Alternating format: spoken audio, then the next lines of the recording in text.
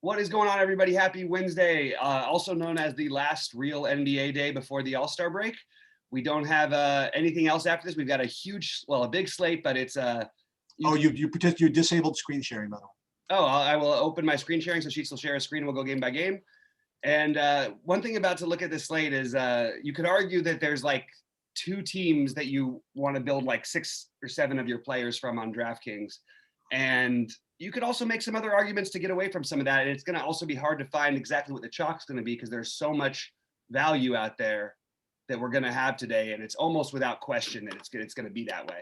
So we're going to have to make some decisions, prioritize a little bit. The show may take a tiny bit of time. This is the kind of slate I don't want to call my shot, but I've got a very good feeling about tonight. Last night, I cashed in every lineup on Fanduel, which felt really, really good. And I played 60% Kawhi on DraftKings, which did not feel very good. So I ended up losing on DraftKings, but Fanduel, I was a couple 1v1s away, namely Hachimura for Bridges from winning maybe 50,000 plus last night. Instead, won a couple grand. I'll take it. And we're moving on to a bigger slate, much more my kind of slate. We need a ton of points. We need to figure out some weird nonsense. Sheets, how was your night, and what are your first thoughts on this slate? For me, I had a really good night on DraftKings, actually, even despite the fact that I had like 35% of my lineups had Kawhi. The 65% that didn't. I mean, like I got really, as I was talking about in the live stream, I got a little wacky in some lineups. Ended up with the Morant, Melton, Clark, all three of them together in the same lineup. That just put me in really decent position with Giannis and Jokic running back together. And then I ended up. I mean, this is like pretty sick. Before I got like 30th in like the 15 or something like that. Right. And so I did pretty well there.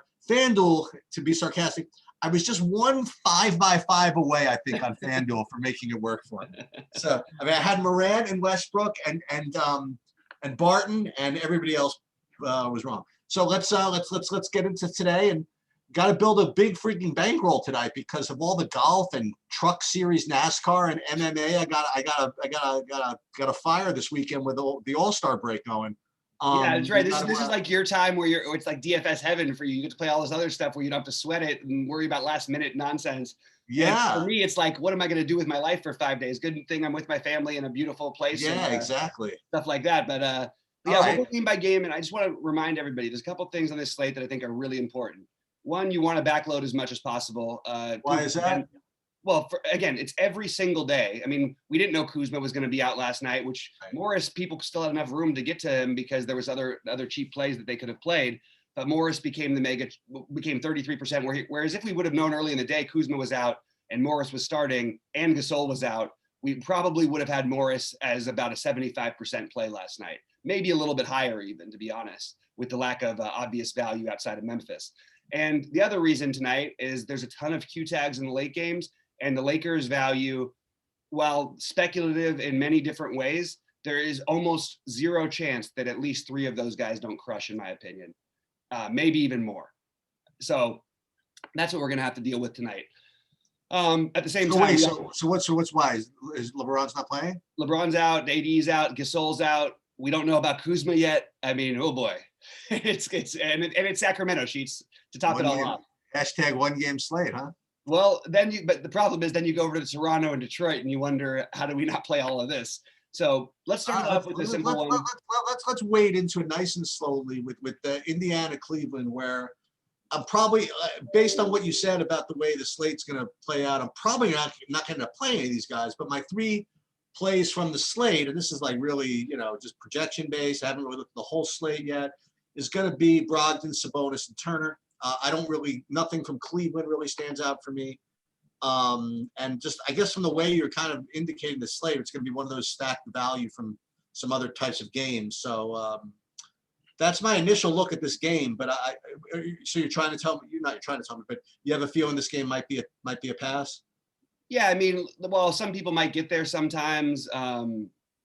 There's nothing that stands out as a guy you should be playing to me in this game. The only thing is, if McDermott and Lamb are out, I do think, I mean, it's really weird because you have a guy with no projection who I might actually tout a little bit.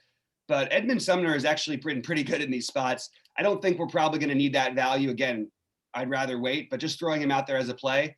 I mean, and by the way, McDermott and Lamb are legit questionable. The other guys who would be coming to play would be the middle range guys here, and that would be McConnell and Turner. Oh, I forgot Aaron Holiday as well, but McConnell and Turner.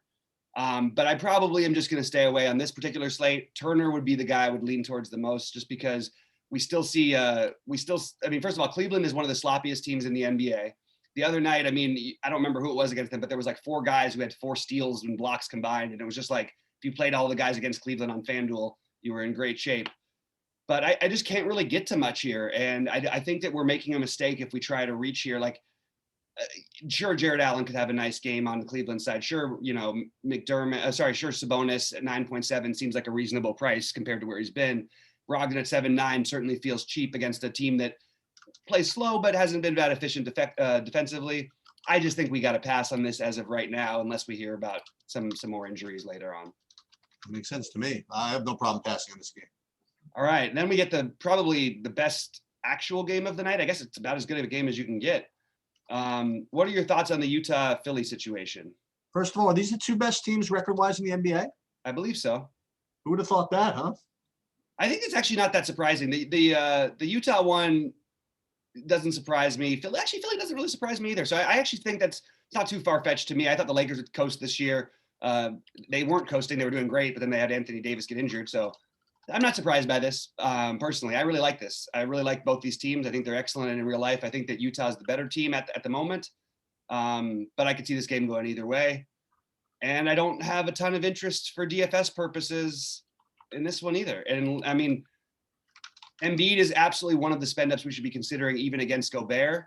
It's a big matchup. Let me just check the television schedule for tonight. I don't think this is a nationally televised game.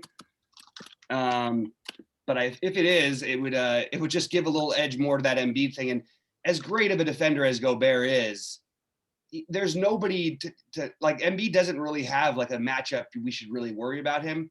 And we're going to have money to spend. So maybe when everybody else is going to be chalky, maybe we play him as one of our spend ups today.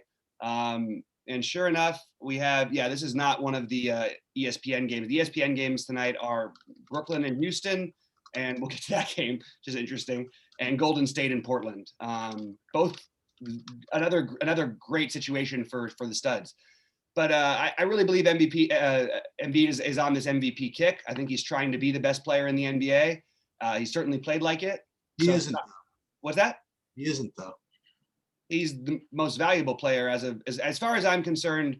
I would have him number one right now for MVP. So I don't know, man. Jokic is ridiculous. He got to win games. You can't be a 7 seed or an 8 seed and be the MVP. It's never happened. They're like two out of the loss column for the 4th. No, for the 5th. They're like 7. They're like 6 back or 7 back, I think, of Phoenix now. Okay. Or maybe not 7, but maybe 5 or 6. But I agree that Jokic has been statistically. I mean, but you can just look at the odds. I mean, everybody will have LeBron and Embiid as 1-2. I personally would take Embiid because without him, Philadelphia is 1-5, and with him, they're the best team in the NBA by a long shot, including Utah. That's how they perform. So without Harris, if he's out, I would go to Embiid again. I think Shake Milton, we know his upside. If we have no Tobias Harris again, he's going to get some of that extra run, no matter whether they blow him out or not. He's going to get the run. But I don't know that we're optimizing anything by playing this game and playing Embiid when we've got a bunch of great spend ups against Gobert, the best defender in the end. You know, the guy's going to be defensive player of the year this year. It's hard, man. I don't have anything that I think we need to play, but Embiid is on my list. I'll put it. I like Embiid if everybody else is in. If other people, what I meant is that I only like Embiid if everybody is in. Why wouldn't you like him if Harris is out? What's that? Why wouldn't you like him if Harris is out? No, what I meant was if everybody's in, the only guy I like is Embiid. Oh, gotcha. Sorry, bud. Sorry. If somebody's out, then the same analysis as usual. You know what I mean? If Harris is out, then Milton and Curry and all these other guys get boosts, as does Simmons. But Embiid is the only guy that I'll play with a full squad. How about that? And I might. Utah, not much, honestly. Mitchell, Conley, Gobert, all break even for me. I'm probably not going to play anybody from that side. Yeah, totally. I'm with you.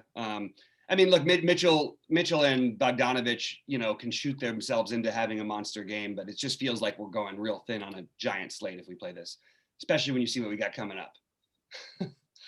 Are you ready for Detroit, Toronto? Yeah. So what's so as they Seinfeld said, what's the deal with Toronto? I mean, what's no Siakam, no Van Vliet. All right. So all right, here we go. Ready? Loading up. Boucher, Lowry, Terence Davis, Norm Powell, DeAndre Bembry. Right? I think there's more. You want to push Stanley Johnson? Did you say Watanabe? I did not. Watanabe. I think Stanley Johnson's the thinnest, unless we hear like somehow he's starting or something. He's started before. He has, but Watanabe wasn't playing then, and they've definitely favored Watanabe when they've had these guys out lately. But we'll see. I mean, you're right. It could be Stanley Johnson, and again, though, there's speculative value we can speculate on later. I think Watanabe is better than speculative value. I think DeAndre Bembry is better than speculative value, especially because I think he'll play 30 minutes. Terence Davis is the obvious one. Really? I mean, well, you have no other guard there. Even if they do the thing where they stick with Bembry, like we haven't had this situation really. So I think Terence Davis is going to be like a phenomenal play. And I mean, he's been getting 16, 15, 14, 25 in one game minutes. And we haven't had the situation where we have all these guys out, or these two monster usage guys out for this team. Also, Kyle Lowry, as great as I love Kyle Lowry as a basketball player, he's not a guy who goes and tries to take over games by himself. If you notice, he'll put up big scores fantasy-wise, but like the last game, he put up 58 fantasy points. He took 9 shots. That means somebody else is going to have to do a lot of the scoring. Terence Davis has never minded getting shots up. Norman Powell stands out as a really strong play, even at 6,700. I just think that there's so much usage for him potentially. And then Boucher, who's all over the map. You never know what you're going to get from him, obviously, the other one.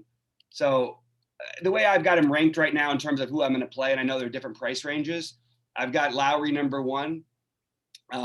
Lowry with just an absolute sick projection of 50+ fantasy points today. I don't think I've ever seen that before. The one side I'm looking at's got him as a very relatively skimpy 43. So that's an interesting take, considering he's been putting up. He put up 49 and 58 the last 2 games with these guys. So, or with it. 24% usage of this one I can feel where it's derived.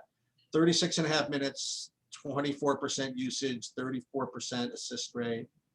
So they're counting for his usage to stay the same or go down with those guys out. That just makes no sense. This has not been updated at all. And the reason why I can tell that is because this particular site, this is what I happen to be looking at, has him also at 1% ownership. So it's obviously is not adjusted. I mean, it doesn't have projections for these other guys, but it doesn't have. Yeah, I think 50s might be a stretch for an average median, but I do think that I think 45+ is, I'd be shocked to see that.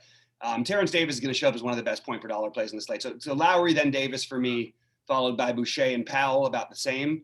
I think that I actually prefer Powell. Powell always does well, man, in these spots. Yeah, the problem is doing well for what he used to do is not the same thing anymore. Like we need to get 45 out of him probably here.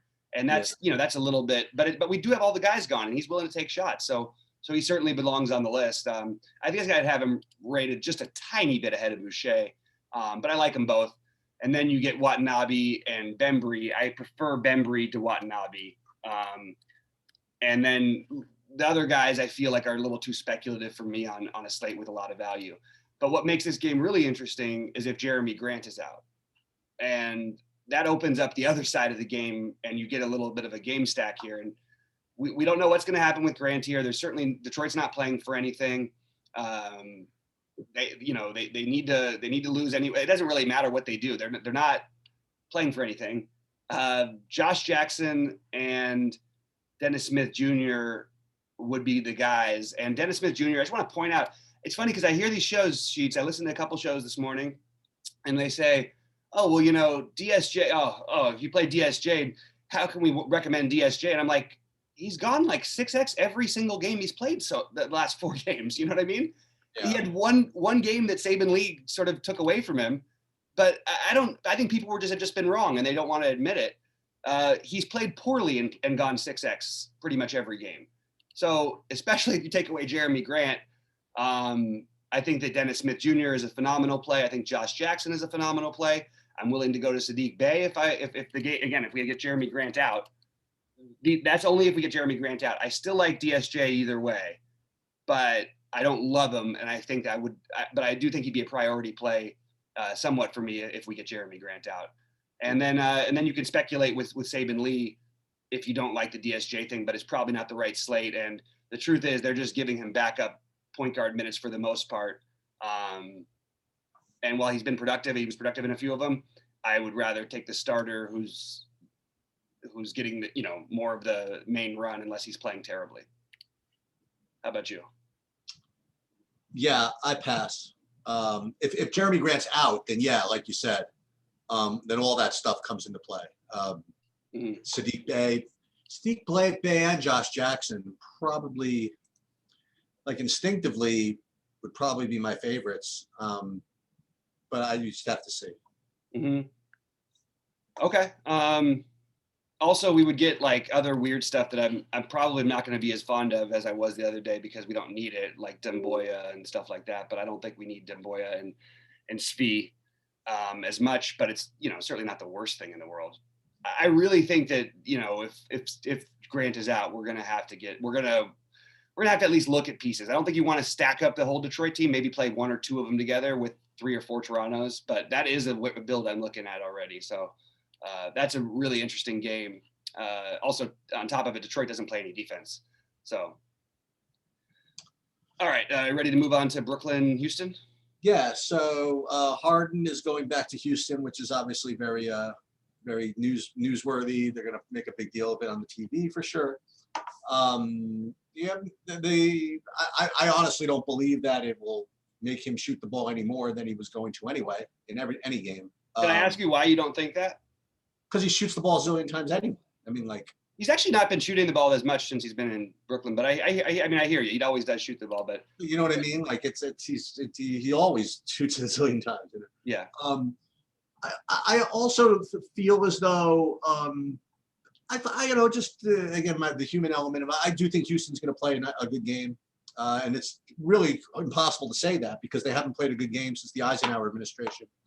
But I do think that as much as the not the public, but the media will get up for the whole thing about Harden coming back and how he left Houston. I think Houston's got a little bit of pride too, and they're down like a zillion guys and they really don't have a lot of ammo right now. But they still, I don't know if Christian Wood or anybody, but they still have Wall and Oladipo. I think they're both going to play, I presume. Maybe. And I think that they're going to try to play a good game, and I think that they're gonna try to play good defense, and I don't think that so the bad news, right? I'm just talking about if you want to fade Harden, right? So the good news is I think they're going to really do their best to stop Harden and take a little pride. The bad news is if that's the case, that means they're just keeping the game closer, and you're going to get 38 minutes of Harden instead of 29 with blowout run, whatever it is. So I think that there's very few variations where Harden doesn't get the opportunity to smash. That's the thing. He either smashes and they blow him out, or he smashes because they did the best they could to keep it close. So I think Harden's very, very difficult to fade. I also do like Kyrie, but obviously not as much as Harden. And I was not going to go deep into the Brooklyn bench for this one. Figured maybe you could lead me along there. And on the Houston side, again, I do think that that Oladipo could have a good game. I remember these guys are all playing Brooklyn, right? So I think Oladipo could have a good game. I think Wall could have a good game. Wall, I don't know if it worked out this way, but he played the whole, was it first quarter or third quarter, something like that? And then he came back to start the next one. You never really see that. He played like a whole quarter, and then they threw him out there to start the next one. I didn't notice that. Yeah, which was really, and they even made a point of that in the whatever. I mean, he really tried to take over this last game. He scored, I think, 20 real life points in the first half, or something like that. And Oh, this is a good matchup. And remember, it's not just Harden's revenge. You know what I mean? Everybody's got a little pride here too, you know. So Harden didn't exactly leave saying that Houston was so great. You know, not he loved the town, but he kept on saying that this team is pretty much garbage, and without saying that. So I think Houston plays a little bit of pride here. So I do like Wall. I do like Oladipo. I was quote unquote right. I mean, about Patton. I mean, they're just going to roll this guy out. I mean, they're just going to just play him. And they're going to play him again. I actually think this is not the easiest matchup for him. DeAndre Jordan is not like, all world or anything, but to me, he's the kind of guy that can kind of maybe bully what's Patton around a little bit. Because Patton is actually a little bit soft for a guy his size. He likes to go out the 3-point arc, take some threes sometimes, whatever, but he's not really that good at it. And I saw him get boxed because I had a bunch of him, so I was like really watching him. So I see him get boxed out by smaller guys. So he's not exactly a beast or anything like that. So dude, it's a tough spot, but he's got 30, plays 30 minutes again at 4K. Might have to try it. And that's I don't know, a House, is he gonna play? I suspect he is. And that's pretty much where I'm at. I mean, what do you think? Is it just like play hard and just roll? I mean, I feel like it's Harden for me. I think DeAndre Jordan, I just want to play the other team center all the time, but I don't like see Patton as being at 4K. Like if he was 3K again, absolutely, let's fire him up. But okay. I don't see him being a must. I have him like just because we'll get to it. There's value that's going to 10x tonight. Okay, all right, I didn't get there yet. That's the only thing, but I think Patton has got a shot at 25 or 30. Like he can get a double in this game if he plays the minutes against Brooklyn. Sure, why not? I don't see. I'm having a hard time. I mean, just from a basketball standpoint, seeing how Houston does keep this game close. My opinion, Houston is the worst team in the NBA, along with they're right there with Detroit and Minnesota. I don't think that there's much of a difference. They've been the worst team in the NBA.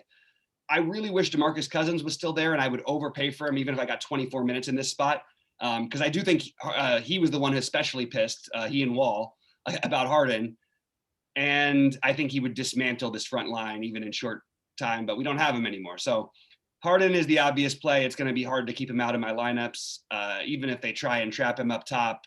That never works against Brooklyn, first of all. Well, it worked one game against him when they played Dallas, but with all the shooters they have around him in Brooklyn, Harris and Kyrie and whatnot, I just feel like it's going to be tough. We have some potential value that would be okay on other slates, but I think it's the wrong slate to go for the Claxton, for the Tyler Johnsons, for the Shamit's. There's room there, but I just don't think we need to do it on this slate. So it's going to be Harden for me. And I actually don't mind DeAndre as a middling center option, because I think he'll play minutes. And like you said, Justin Patton is not anybody that we're going to be afraid of. Jordan can easily get a double-double, be in the mid 30s or 40, but again, probably not the ideal play on this slate. And then I do like Kyrie in a vacuum, but I think this is the Harden game probably, but I'll have a little bit of Kyrie because I'm gonna have so much Harden just to pivot in case it flips the other way, because we've seen that happen a number of times. And also, you never know how these works. These guys are mad that someone doesn't pass the ball or holds the ball too much. Maybe Harden goes out there and gets 25 assists and Kyrie scores 50 real life points or something. You know what I mean? It's really possible. Also, I really think this game could be just an absolute massacre. I would, if I was betting, I would bet Brooklyn minus the 9.5. I would actually I don't see that many ways Houston keeps this game close. I know I could be wrong, and it's always weird to give that many points, but I really, really think Brooklyn is going to have an easy time. I still like Harden though. John Wall, Oladipo, no, thank you. Really? Patton. If Gordon and House are out, maybe we can revisit this, but I don't know. Maybe if you get all of a sudden Ben McLemore starting, he's certainly a guy who could shoot himself into a tournament winning lineup. If we lose House and Gordon, it just feels really thin. Sterling Brown also would probably bump up if those guys are out. Everything else just feels too thin to me to play. Boy, my natural inclination is this is what makes it fun. My natural inclination to disagree on those last 3 points. I think that we played guys against Brooklyn all year, and I think Wall and Oladipo can both have tremendous games here. No, I mean, guys who never they have to get 50 at their price, and I don't think they've scored 50. You don't think No, so? I think you don't think so. No, you don't think that they can do that? I don't think they have done that. I got you. And they've been playing without the other one. I think Wall's got one on the revenge game at Washington. Wall had 52 fantasy points, and that was without Oladipo. So it hasn't happened. And sure, I mean, yeah, I mean, I don't like them from a projection standpoint. I don't like them from a game theory standpoint. Maybe if you wanted to do a game stack or something, I just feel like when you look at the slate, like, yeah, it might sound cool. Oh, we'll play these guys against Brooklyn, but there's 10 games today. Like, okay. And we've got ridiculous numbers of guys sitting. So I just can't see wanting to spend up and say, oh, I'm going to play a really thin Oladipo play who's projected to get 4X or whatever, or play John Wall at 8,300 who's averaging like 35 fantasy points. Like, it just doesn't feel good. Without Gordon in house, it opens up a little bit more, but as of right now, I'm not planning on getting into this. Okay. You want to move on then? Yeah, this next game was this is the game I'm afraid of fading. Okay. What are your thoughts on Charlotte, Minnesota? I wasn't particularly enthralled with it. Is Hayward going to sit again? This is one of the fastest games in the end. This is probably the highest paced tempo game that we'll get. I think it's the highest total on the slate. No, it's just behind New Orleans, Chicago. First look, like 2 seconds, I would literally only want to play Cat for Minnesota. And then. So on FanDuel. Oh, God. I mean, LaMelo, we've seen the real crazy ceiling games from him pretty consistently these days. And I'm definitely not I wouldn't shy away against Minnesota, especially when he's probably not going to be particularly high owned because there's just other guys to spend up for. Harden, we just named, is going to be, people will, if you play in cash, everyone's going to start their cash game lineups with James Harden, everyone. And I think that's right. You also have, let's see, Rozier they did bump him up a little bit, but on FanDuel, Rozier's still only 7K, basically averaging, 40 something over the last number of games with a bunch of 50s in there. On DraftKings, sure, they don't particularly stand out as good values. But what if we lose Zeller and Hayward again, which is really possible? Everybody becomes firmly in play against one of the worst defenses in the NBA. It's like a game that I want to stack, but I also could see why you just fade it too. It's more interesting on FanDuel to me. Cat makes a ton of sense. They literally don't have a person to match up with him. But it feels weird to pay basically the same price for Cat that we are for Towns. Now, I'm sorry that we are for Embiid, but the Embiid matchup is so much worse. I still think that it just all feels a little bit too thin to get into unless you're stacking the game on DraftKings. On FanDuel, we can have that conversation when we get into positions, I guess. But you do have some more appealing plays on FanDuel. I don't mind getting a little bit of Cat. I do think that there's a chance he could put up like 65, 70 against this team because they're so weak down low. But it feels like a stack or fade game. If we lose Hayward and Zeller, that's really going to be when it gets interesting. And I think that's a really likely thing that we do lose Hayward and Zeller. That's pretty much where I'm at. Oh, by the way, I guess that does make one other play. I know he kind of didn't do much the other night against Cantor, but he did play the 29 minutes. I was right about the Biyombo minutes. If he plays 29 minutes against Cat, I expect him to have a much better game. Cat gives up tons of offensive rebounds. He's terrible. He doesn't get back defensively. Biyombo could accidentally sneak his way into 30-plus fantasy points. So I would have Biyombo on my list if we lose Zeller again. And they will use him to match up with Cat. They're not going to try and stick PJ Washington on Cat for the whole game. That's no way that's going to work. And then Cody Martin, I don't think I'm going to pay the 4K for him, but he would be another guy if we lose Zeller and Hayward. But I see what you're saying. It's just the game feels like it's full of goodness. I just don't, other than Towns, there's no obvious way to direct that goodness, Yeah. All right. You want to move over to Chicago, New Orleans? Yeah. So it seems as though these guys are pretty fairly priced across the board here. Levine, throw a sliver in maybe, but aside from him, I mean, they're making it very tempting when they price Satoransky to 3,900 to take a shot at that. But again, it's my theory about he's probably going to be 10% more owned at 3,900 than he would have been at 4K. Oh, he won't be owned by a single person today. Oh, okay. There's no way with the value on this slate that he's. Oh, okay. I didn't get there yet. Okay. Yeah. So, right. All right. So with that said, then presuming there's better 3900s out there, then I'm probably passing on Chicago with the exception of maybe Levine. And again, what we have to talk about is from a slate, from a construction perspective is, again, if we're going to find all this great value later, what are we getting it for? Like, are we getting it to play Harden and another stud? Are we getting it to play 3-9K guys? You know what I mean? Like, what are we doing it for? And maybe something like Levine is something that where maybe in and of itself is not the greatest value play, but if you can get it without sacrificing much, you know what I mean? Like if you could get it from all this other value, then I think it's okay. So I'll definitely put him on my list of guys to throw in. If like for example, if you could get like a Levine and who else is not the greatest price guy, like Zion, right? The same lineup, right? You get like Levine and Zion in the same lineup. Each one of them is probably just kind of an okay play. Although Zion's probably a pretty good play. Yes. Yeah. And you can pay for that with all this other value. I mean, then go for it. Yeah, I honestly think we're playing the value because they're going to put up like 10x, not because it's like, I mean, Terence Davis being one of the examples, like even going back, it's not just the later game value. Terence Davis, there's a chance that he like might score 50 fantasy points tonight. Like really, that's not off the table. He's done it before a number of times. They're so short on bodies in a good matchup that you're playing it. I mean, even if the guys were like 4 or 5, it's like 5K or something, you'd still be playing these guys. Yeah, I like what you said here. I think that you could make an argument that doing the Zion Levine thing makes some sense in some lineups.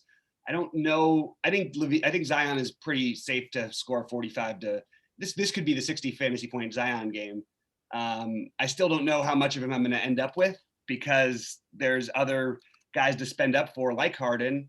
We mentioned Embiid. We're going to get into Curry versus Lillard. Like there's some guys, we want. So I have these guys a little bit beneath them, but it does differentiate your build and you get a shootout in this game, which it absolutely should be a shootout. And we might be just, as you would say, rocking the house. Like, I mean, you could end up with 100 plus easily from Zion and Levine. It's hard for me to know who else you'd want to play from these teams, except for I've been aware of what Eric Bledsoe is doing. It feels like they're trying to show him to trade him. And I think that we've got to stop ignoring him. So he's a guy on my list in the mid tier at 5,300, who I think has a great shot at getting, 35 to 45 fantasy points. He's been playing a ton of minutes. And I love Lonzo here. I think it's a perfect type of matchup for Lonzo. He's been pretty awesome for the most part, had one bad game. But I mean, put up 49 in his last game at 6,800 against this Bulls team, a guy who's put up, 39 or more in basically half of his games over the last month and shown the upside in the 50s. And then we've seen it at 60 before. Also, team sloppy. He's probably got some steal and block equity. So Lonzo being probably my favorite play in this game as it stands now. But I want pieces of it, but they're making it tough, Like I'd be interested in Kobe White if he was down under 6K probably. And at 6K on Fanduel, I think he's in play. I'm interested a little bit in Patrick Williams, but it's probably the wrong slate. Denzel Valentine would have been a value play for me, but it's the wrong slate. Garrett Temple, these are the kind of games where Garrett Temple probably puts up 25 to 30 because it's such a good pace game, but wrong slate. So it's pretty much Levine, Zion, Lonzo for me with some Bledsoe.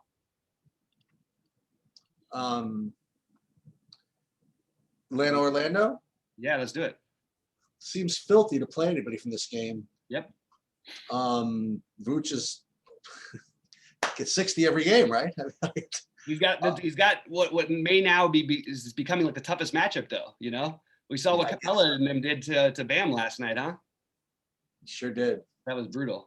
Sure did. I don't want to get into it, but like I don't know if you saw the email. I said there's a whole like thing about someone getting not steamed, but about this Michael Carter Williams thing. He's been like a good play, like days and days in a row. I mean, he starts at point guard, and someone got really mad that he scored like all these fantasy points the other day or something like that. That's what happens, man. I mean, like you get in the right spot, you got the ball in your hands. You'll end up doing something from time to time. And yeah, Michael Carter Williams is not always like the highest usage guy in the world, but something like his last game is certainly within his range of outcomes. I don't like him. I was about to say I don't like him particularly today, but I mean, like I don't know. Atlanta's defense against guards is not exactly the greatest. Nope. I'm afraid to see what he is on Fanduel. Is he still 4,200 or whatever the hell he is over there? I'm afraid to look. 4,800. So yeah, I can see that. I can see the argument on FanDuel, but we'll get into that position by position because I think that's an interesting conversation. I don't know. And aside from that, I don't know. On the Atlanta side, I mean, Trey, yuck. Orlando can't guard that position either, though. It's true. I don't know. Capella's kind of cheap. I really would rather not play people from this game. But how many did Bogdan have yesterday? How many minutes did he play? First of all, I wouldn't expect him to play today on a back-to-back right before. Yeah, I know. But it is the new coach. He played 16 minutes. Yeah. And for what it's worth, he actually looked pretty good. But I don't think he's in play today. But I'm pretty sure he'll sit today. I would be really 4 assists. Oh, look at that. I'd be surprised a little bit I wouldn't be surprised if both he and Rondo sit. So you could chalk this up to one of those games where maybe you do get some opened up value later in the day. But I don't really know what you're going to do with it. You know what I mean? Because we could always get the hot Danilo. We could always get Trae Young going on. He ended up doing yesterday. Remember I talked about him a little bit. Then you told me not to do it. Yeah, he didn't do anything yesterday. Who was that? Danilo. Oh yeah, it doesn't seem like the right. I don't know. It just feels thin. But if those guys are out, it definitely feels less thin. Like those, the 26 minutes he plays maybe turns into 30. Although on back-to-backs, he's always been terrible too. So he might even sit. Like, this is a weird situation. I don't like anything really that stands out. I think Trae is probably your best bet along with Capella. Although it's weird because Vooch is known for not being a great defender, but no centers ever have big games against him. I don't exactly understand that. But I think it would be Capella. If Fournier was out, I would like the MCW play a little bit better. And the guy who I probably like the most, and it would be a FanDuel only play, as long as they only raise his price a little bit, would probably be Terrence Ross. But even that feels a little thin. I think we need to forget about this game a little bit. Yeah, I think that's probably wise. Yeah. All right, OKC Dallas. Is this the kind of? I mean, you're a narrative. Does this feel like the kind of game where Luka just kind of mails it in? I don't know. It feels like he's got the All-Star game coming up this weekend, and he's just going to just do what it takes to win the game and just be done with it. I don't know if I want to. I don't. If I'm ranking all these studs, I mean, I feel like Harden going back to Brooklyn, to Houston, and a Lillard Curry matchup against each other carries with a little more motivation than a Luka as a 10-point favorite over OKC with the All-Star game coming up next. I don't know. It's my real quick look at it. And I don't like anybody else, honestly, from either side. So Ty Jerome has been getting a lot of minutes lately. Wow, look, that's a name I've not expected to hear. He's played 20, 29, and 22 minutes the last 2 games, put up 29 and 20 fantasy points. He's 3,300. He's another one you definitely want on your list of value plays. Also, he's a little later on, so you might even find better value along the way while you're waiting for him. I just think he's worth noting. And what's weird to me though is, am I getting this right? Have we really not had an OKC game for that long? Wow, that's weird. Yeah, they haven't played since the 27th. Part of it was, I believe there was a blowout in there, but he was playing anyway. And by the way, this could also be a blowout. I'm surprised they're only 5-point underdogs. I know they do compete, but they lose every game. So I like this is one of those spots where I have mild interest in a bunch of guys, but I don't think I'm going to end up realistically playing probably any of them. Horford could actually put up a game here. Dallas has been weak up front. I don't like the price on Shea. Baisley and Dort are interesting, but probably not going to make it on this slate. So don't really have a ton of love here. And we've got Luka with a Q tag. And I actually wasn't even aware of that Q tag. I know it's his quad, but I wasn't aware that he had one today. That would obviously make this a whole different interesting thing, by the way. And you could even play Luka and then switch to, there's plenty of other guys if we find out Luka's out for for his quad injury, or they want to rest him the last day before the break. My guess is Dallas does whatever they can to win. They need to win games. Kristaps has not been the same Kristaps we hope for necessarily, but he's still fine, especially over on Fanduel at 7,800, especially against a sloppy team that likes to attack the basket. Nobody attacks the basket more than OKC does in the NBA. Kristaps, at least his former value was, this guy was one of the best shot blockers in the NBA for every year that he played. And he still has the ability to. So just, that's, again, makes it more of a FanDuel play.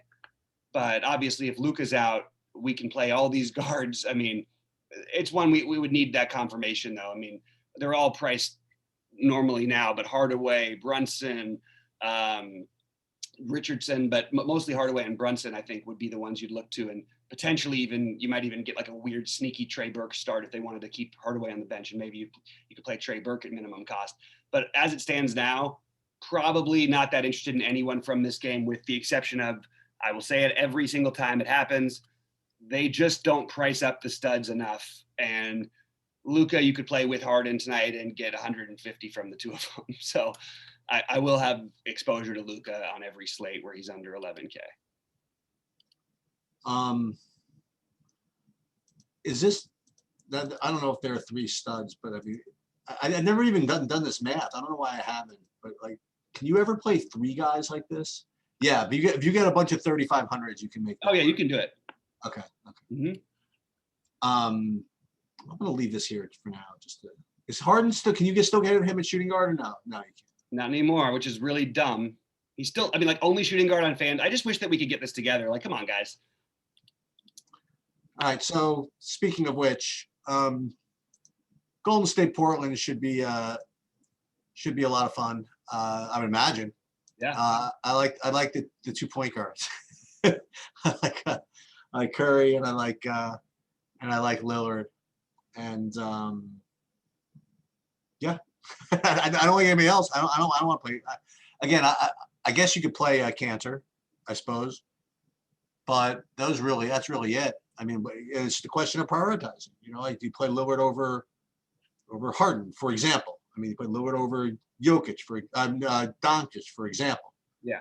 You play Curry over those guys. So, I mean, right now I have no idea. I mean, Curry at 9,900 again. It's got that under 10K thing that might inflate his ownership a little bit. I don't know, but maybe it doesn't work that way. Maybe if he's 9,900, people think maybe he's not a great stud because he's only 9,900 or something like that. Right. But I mean, all those guys I mentioned are, could smash. With the exception, again, you like Luka a little more than I do. I think that these other guys are just in a better, higher ceiling environment than Luka. Yeah, sure they are, but he scores more fantasy points than they do by a significant amount. Yes, he does. So I mean, it's one of those things like Jokic. When we talk about Jokic versus like a Towns or something, it doesn't matter how much better the spot is. Sometimes it's just that much better to me.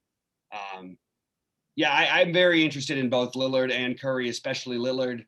I'll just point out, so this earlier in the season when Lillard has always gone off, especially when they've played in the Bay Area. He actually came out before the last time they played and said, I've been the question was, what is the difference? What's the major difference between you and Steph? He said, there's no difference. The difference is that he was winning titles with the best team around him or something like that. He certainly believes that he's better than Steph or as good as Steph. He's not, but for fantasy purposes, there's more. He has to do a lot more than Steph does for these teams to win in the current day.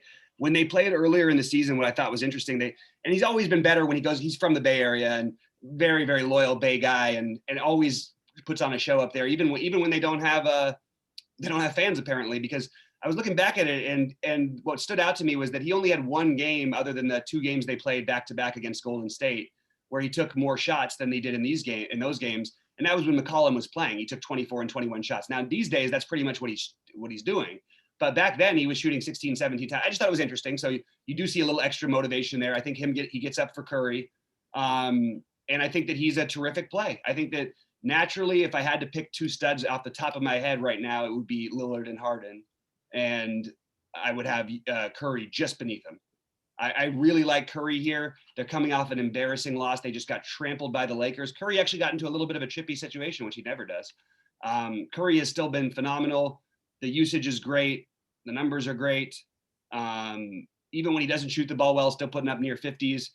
I feel like you're looking at, and he's 9,900. I mean, even whatever, that's probably going to say that would make more people play him than if he was 10-1. That's absolutely true. but I don't think you're going to get like, you're still going to be probably in the teens of ownership where, other slates where we didn't have studs like this, we would be lower. But yeah, definitely prioritize these two guys as potential spend ups. The other one who I will have, just because it's not just the flashing the upside, it's that, man, if they're going to let Carmelo cook when he gets going like that and just keep shooting, taking shots against a team that gives up a lot of threes might not be the worst idea, but probably the wrong slate for it, just throwing it out there. But I can't really get to anybody else on either side. It's a little, it just feels too thin, right? Is there anybody that stands out? Because it's a game you want exposure to, right? Yeah, you want exposure to Curry and Lillard. Maybe, look, Wiseman played 25 minutes in his last game. Just thinking about things. Yeah, Curry and Lillard, but it feels like we should be able to do some more business here, or at least have some more interest. And I can't really find a ton of love for anything else personally. So I guess we'll leave it at that for now. Maybe if somebody else is out later, it'll open something up. But right now, kind of hard to find anybody outside of those guys. All right, so Lakers Sacramento. It didn't take me too long to figure out, in my opinion, the best play on the slate. So let me just kind of talk through this. So in a game like this, with guys out playing Sacramento the day before the All-Star break, what I would be looking for is someone playing against Sacramento, because Sacramento makes everybody play faster. I'd be looking for someone who wouldn't be, because they played last night, it wouldn't be that bad on a back-to-back. I also, as a special bonus, would like to find a guy who benefits in a real high-paced matchup, and also someone who's not playing in the All-Star game, right? Who's also, can pick up usage with these guys out. And to me, like Dennis Schroeder is like a lock, right? So that would be my really just my quick look. And the second one, kind of the same thing, would be Montrezl Harrell. So Schroeder and Harrell in that respect. And then, for the cheaper guys, I presume they're going to start. Well, I shouldn't presume this, but Taylor Horton Tucker at 3,400. He's going to probably rate as probably the best value. I don't know if Markieff Morris, maybe he sits. I don't know. Can he play back to backs? Is that okay? I'm not allowed. I don't know if he's allowed to play back to backs. I think they'd be willing to let him play a back to back. And if not him, then Kuzma, I suppose. If he plays.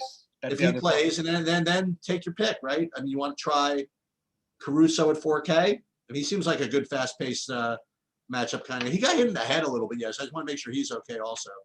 And unfortunately, aside from Fox, who's 9K, I didn't have too much interest in the Sacramento side. So what do you? Hey, you got to figure out this Laker thing for me. So, okay, so I understand the concern with Morris. I think he still plays minutes. I want to track real quick and just see if he's actually just played minutes at all in the back-to-back so far this year. I think he has, from my memory. And he's, there's a lot of different types of mentalities and stuff in the NBA. And even if guys get older, Morris is like, he's like known for being a tough guy. He's not, I don't think they would back away from it. Also, they're still playing to win games. And I don't know. I think he plays, and I think he plays significant minutes, especially if Kuzma's out. But I also think that there's a chance, if Kuzma's in, maybe they could actually consider sitting him. It feels kind of like I don't know. It's not like the Lakers to punt this game. It's kind of weird. They're only 3-point underdogs because this is pretty thin. So my rankings are, Schroeder is going to be clearly the chalk play of the slate. Yeah. He'll rate as being the best value most places. And I like Schroeder a lot here. It's always a little bit funny to play him as the mega chalk at 6K because he doesn't really put up like 45s or 50s very often. This would be the spot he would, obviously. I love THT here. I think that Horton Tucker, I think that, he should play a lot more minutes. He hasn't been playing the minutes really. Like he only played 19 minutes yesterday. I would imagine he'll play. That's all he played. He seemed like he played more. It's so funny. It did feel like he played more, but also, he was incredibly he was like extremely efficient, 6 for 9 from the floor. He was playing well. And he did play, it did feel like more though. I was watching the game. It did. Yeah. I would say Harrell would be a little bit lower for me, but I do like him. He played 18 minutes yesterday, so he's got plenty to go in him. He did absolutely nothing against a team that does play bigs. So against a team that doesn't play a real big that he needs to guard, like Holmes, you could argue this is a better spot for Harrell. And you could argue that he probably doesn't really get any upgrade from LeBron. Actually, I think he gets I don't see him getting a major upgrade here. I really don't. So actually, having said that, I do want to change a couple things that I've got here because, okay, so it really depends a lot on Kuzma. I think if Kuzma plays, he's a phenomenal play. I have it rated right now. This is the hard part. It's really hard when you're trying to guess who's going to play. Schroeder, in terms of ownership, Schroeder, Horton Tucker, Morris, then more. This is in order, and then tied. I have Kuzma and Harrell, but that's because I don't know about Kuzma playing or not. And then I think that the Caruso's in play as well. I think that he'll get, the minutes will obviously go up. He's actually scored over 20 fantasy points 3 games in a row, and those obviously were with LeBron. So you take LeBron out of there, and he should be able to do some things. They're going to need some people to step up and score, and even guys like KCP, it feels really thin on it, to go there, and it's not like he gets a huge bump in terms of usage, but they need somebody to score, like other than Schroeder. And losing LeBron is like LeBron and AD. We should be basically playing like 2 or 3 of these guys in most lineups, I believe. Which ones? It's going to come down to whether Kuzma's in. But right now, I'm leaning Schroeder and Horton Tucker as the obvious ones, with Morris just behind. And then again, if Kuzma plays, I love him, and he'll probably will shoot up there to the same level as Horton Tucker for me. I love him. I like all of them. On the other side, it's interesting because, Jabari Parker is supposed has played minutes in a couple of the games recently and may be out, which the only reason that matters is that also Buddy Hield is questionable as well. If that were to happen, it would open up it would make, guys who might look like they're too expensive right now, like De'Aaron Fox or Marvin Bagley, really, really good plays.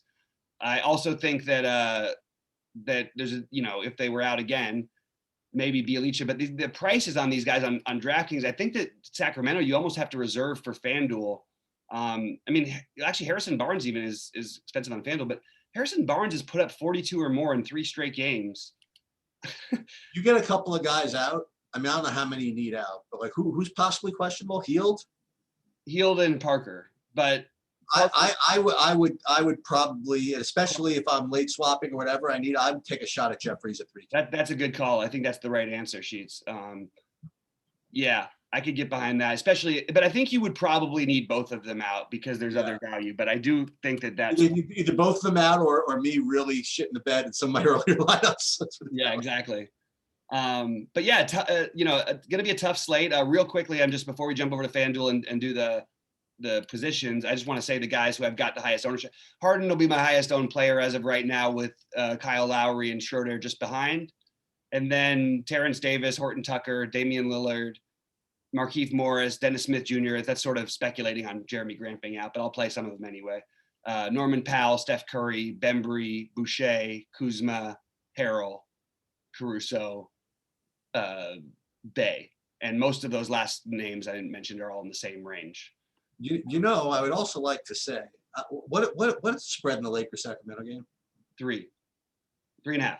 No, because I would like to say an unintended benefit of playing Jeffries is, Sacramento could run them out of the building. Absolutely, they could. And if that's the case, with the Lakers basically packing it in the third and fourth quarter, whatever, I'll have Jeffries at 3K, sweep it all up. No. I think it's kind of interesting. Yeah, and you could still stack the game for a blowout too. Right. But I still think you need some of those. If Buddy Hield's out, that's when it really gets interesting, especially. But the thing is, if you play this late value, you can just play the Laker guys, and then if it doesn't work out, you stick with the Laker guys. But if Buddy Hield somehow ends up out, and somehow Jeffries is, or who knows, they've sat Barnes at times. Like if one of these guys is out, you could see Jeffries getting minutes. Has there been a game where both of them have been out, by the way, AD and LeBron, or no? Not this season. I think Schroeder's gonna have a big old bunch of fun today. You know what I mean? Like this is the one shot. You know what I mean? Like I think he's gonna have a good old heap of fun against Sacramento, and he's gonna score like 60. And that's my initial take. And unfortunately, like I say, the entire United States of America is going to be joining me in that take, I suppose. Yeah, I think he's going to be one of. I think somewhere in the 50% range is where he'll be owned. What's his price on FanDuel? I'm afraid to look. I think it's probably similar. I'll You like under 6K on FanDuel too? probably right there. Yeah. Okay. Let me see. It's it's 55. It'll be even more popular over there. All right, you want to jump over to FanDuel? Yeah. Let me just refresh. All right, so again, this is like early, and I haven't really done my tweaking yet. But point guard, the aforementioned Dennis Schroeder, and then take your pick between Lillard, Curry, and Doncic. I, for all the reasons I mentioned earlier, prefer not Doncic. I would prefer one of the other two, and I don't know. I think Lillard projects a little better, but maybe Curry's a little lower owned. I don't know. I have to see where ownership comes in. I think one of those two with Schroeder is probably the quote unquote cash play. That's a pretty decent place to start. They finally priced LaMelo over 8K over there, huh?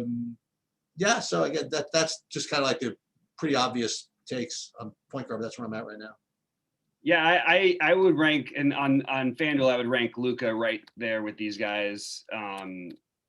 Look, it's just so hard for him not to pay off 10.6 in a good matchup. Like Curry's going to be, I think, the lowest owned of the bunch of the three, and then you've got Trey, who actually you can get Trey because he's going to have way crazy low ownership. That's really the argument for Trey. Otherwise, it's not like I don't see it as being like the most exciting play in the world. The Schroeder is going to be hard to fade though. Like you could do a couple spend all the way up lineups, hope the Lakers get blown out and Schroeder only gets 35 and your guys get 60 or something. But it's really hard to picture Schroeder not getting 30 plus, and that's all you would need for him to be a fine play. And then you've got Lowry. So Schroeder and Lowry would be the two chalk favorite plays. I can't argue with it. It's pretty chalky for me. And maybe what you do that's a little bit different over here, maybe you can play the game stack with Sacramento and LA and play De'Aaron Fox at 8K, which is a very reasonable price for him. The problem is Kyle Lowry is definitely a better play, but is going to be 1,000,000% owned. Yeah, I mean, I'm pretty chalky on the point guards today. The sneaky ones would be Trae Young, Kyrie, super sneaky. It's almost to where I can't believe I'm saying this on this slate, but I actually don't think I can do it but he's 4.8 is Rubio, in a good matchup. But and Carter Williams, they're both fine. I just think that there's just too many good plays. You even got Lonzo as a good play in here, so. I don't know, man. I'm going to stick with the chalk mostly, and it's going to be Schroeder followed. Schroeder and Lillard is my favorites, with Lowry just behind, and then Luka, Curry, then De'Aaron Fox, Ball, Irving. I think at shooting guard, there are three ways you could go, and I'm not against either, honestly. I mean, you could do the spend up, spend down thing, like Harden is probably the best play, I guess. And then you have the deep values, right? You have Terence Davis is going to be 35. He's 3,500, and Taylor Horton Tucker is going to be 3,900. But maybe what goes overlooked maybe are the guys in the middle. So I'll just go over those. Is you play Luka, I mean, could do worse than playing Shea. I mean, I know he's not the greatest in the world, but be lower owned than the others. And I'll reiterate my my Oladipo. I don't say love, but I think he's better than other people. And Rozier is still cheaper at least on FanDuel. So if you didn't want to play Harden, for example, or if you wanted to didn't want to play the obviously good, value in Davis and Taylor Horton Tucker, I think you can do worse than going with those middling guys, either Shea, Oladipo, or Rozier. Yeah, I mean, mostly it's a spend down and Harden for me. If Yield plays, I mean, he's 5.6. It's pretty tempting. You got to pause for just a second. Sorry, just for a second.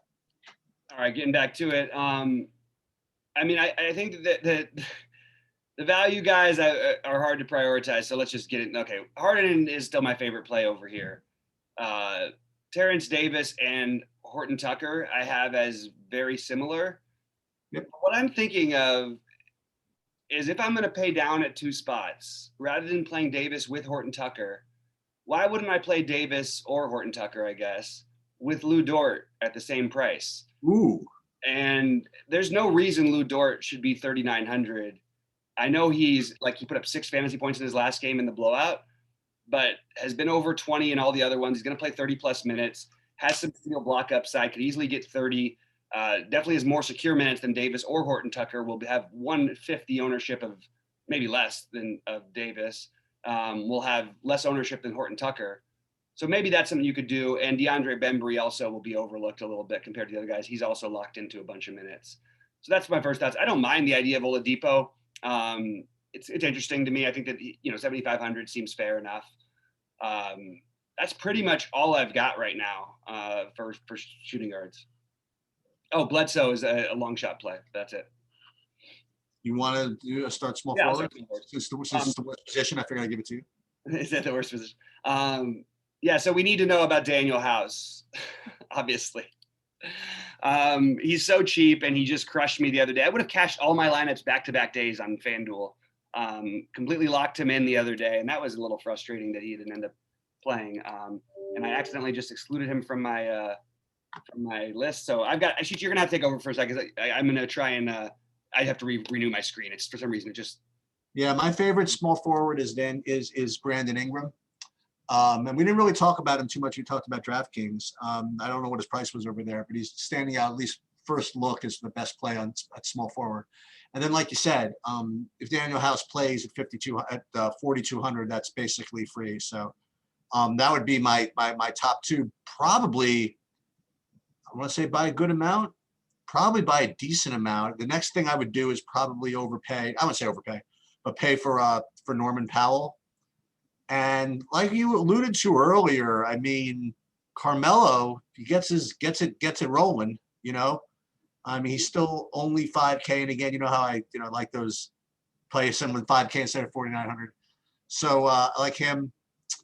And then we're down to the bottom of the barrel. Remember, we got to keep an eye on these Detroit news. I mean, all this stuff can change, but Ingram seems to be the most solid. For now, I'll put in Ingram and House. Just yeah, I sort of like the Carmelo thing over here too.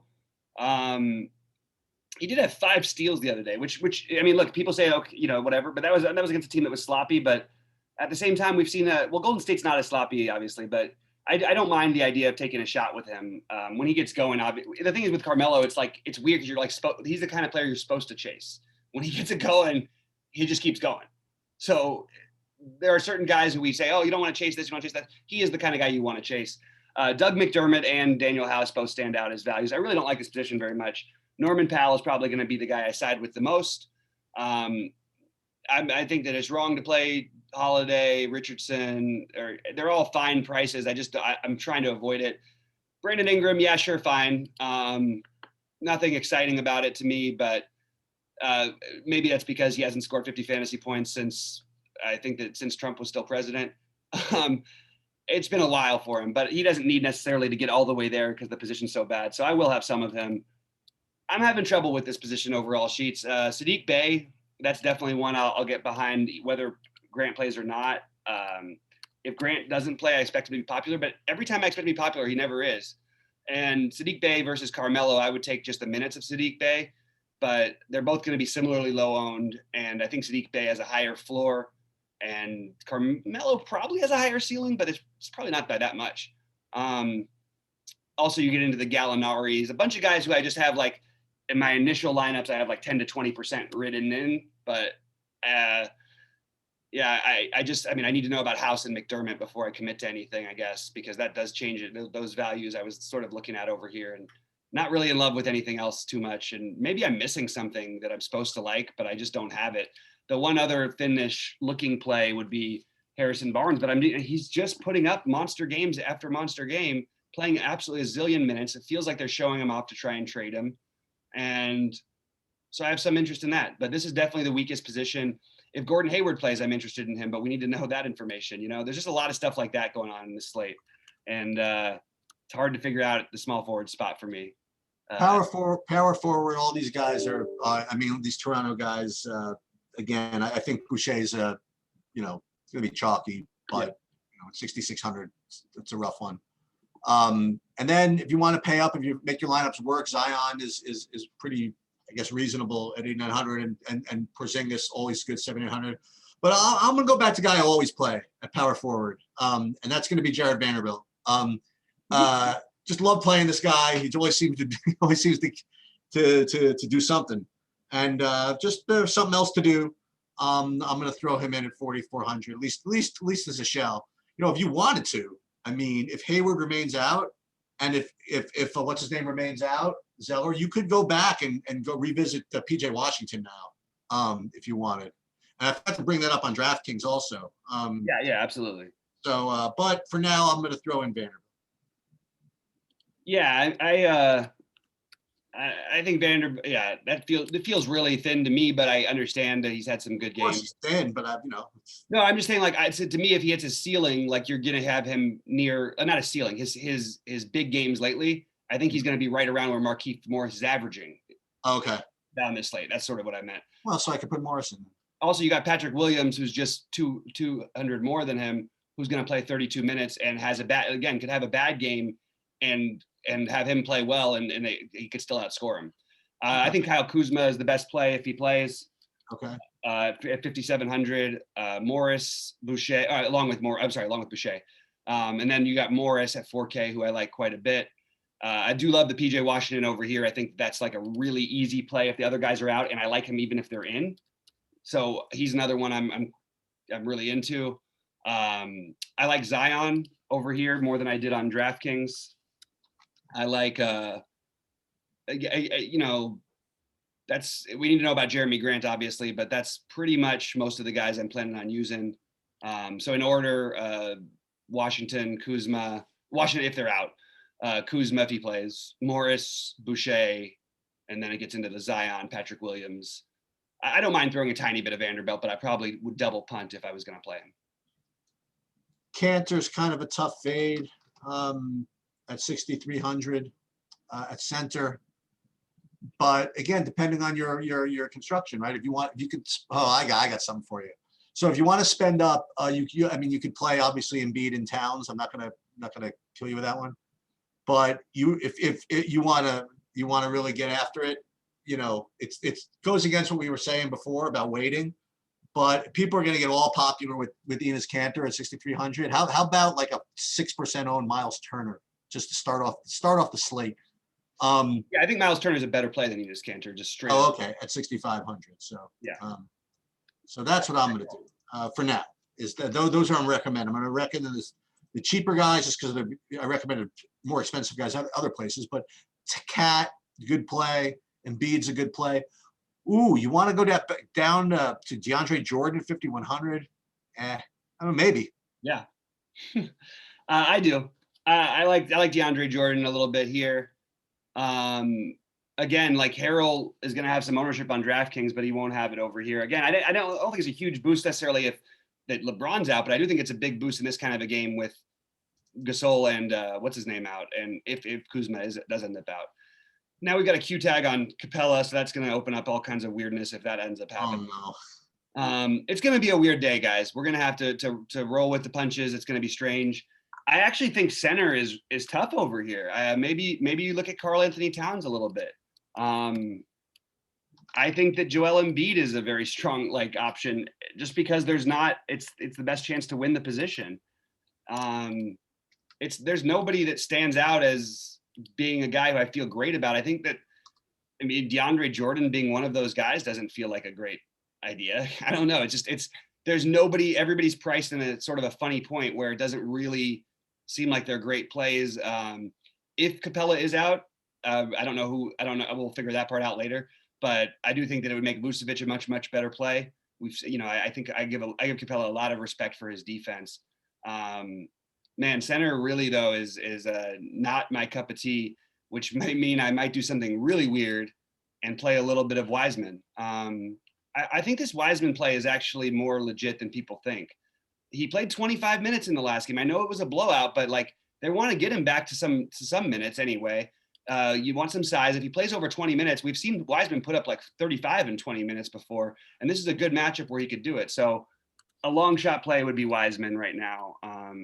But yeah, it's one we're gonna have to revisit later because there's certainly some questionable tags and nobody who stands out as being like a freaking awesome play, which is really Bobby, just so you know, on FanDuel, the bigger buy-in stuff is sneaky filling a little quickie. I know it is. What are we at right now in the monster one? I think it's like 2/3 filled. Yeah, that's okay. I mean, I would reserve a spot is what I'm saying. Yeah, it's a good idea. No, my plan was after the show to try and do that and just get one mock in there because that's the way I like to do it. But yeah, it looks like it's pretty full there. Actually, almost 3/4 full. So okay, yeah. I mean, so just to go over it again, I think we want to try and wait if we can today. Play the Toronto Detroit situation. Let's find out about Jeremy Grant, and then we're choosing between our spend ups, and we already named the popular ones, but you can get different by playing. I think Curry will be lower owned today than the other ones. I think Embiid will be lower owned than the other ones on DraftKings. Even potentially on FanDuel, he won't only be like 15% or 20 maybe. Cat will be low owned. So those are your pivots off, and then Trae Young will be low owned. And who's the last one? Trae Young. Yeah. Anything else, Sheets, before we get out of here? No. All right. Well, we got to get some golf for you guys, and we got a lot of stuff going on today. So we are going to get out of here. Good luck to everyone out there. We'll see you at the top of the leaderboards tonight.